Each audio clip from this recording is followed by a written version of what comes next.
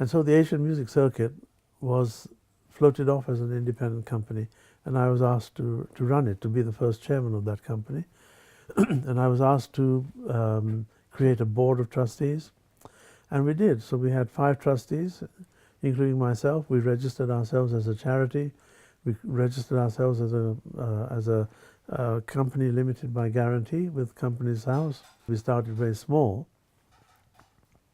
And I used to count the number of concerts we had every year. We started off in our first year with about 26 concerts in 1991. By 2000, we had evolved from 26 concerts to about 60, 70 concerts per year.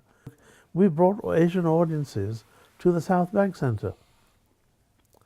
By 1991, there was nobody coming from Asian audiences to the South Bank, except for 1 or 2 classical concerts. So that's the way we got Indian music and Asian music generally to a very wide audience throughout the UK, and we really had a buzz about our productions.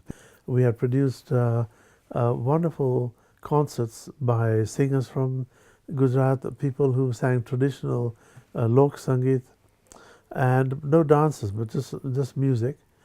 And but we couldn't put them into mainstream venues as much as I wanted to.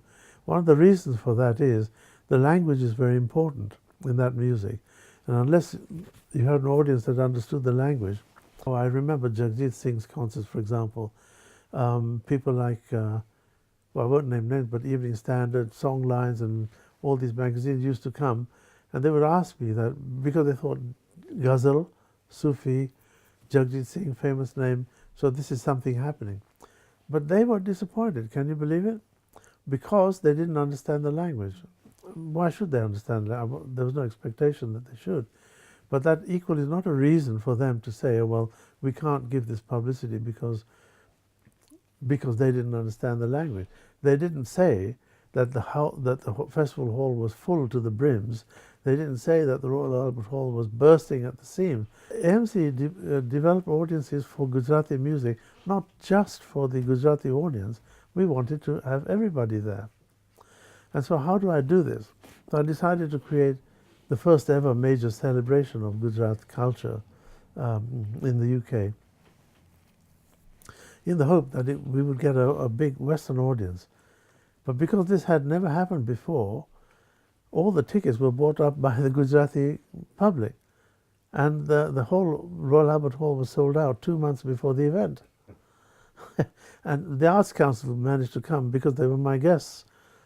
Otherwise they wouldn't have been able to get tickets. And of course it was not reported anywhere in the press because it's not something that they can relate to, which is a great shame. They should have said that here we have a strong community whose culture identifies them, and here's an event which actually totally identifies who the Gujaratis are. And they are a very powerful community. They not only contribute hugely to the economy here, because Gujaratis are some of the biggest employers. Indians generally are the biggest employers in this country, and contribute a huge amount to the GDP of this country, and yet their culture is not acknowledged.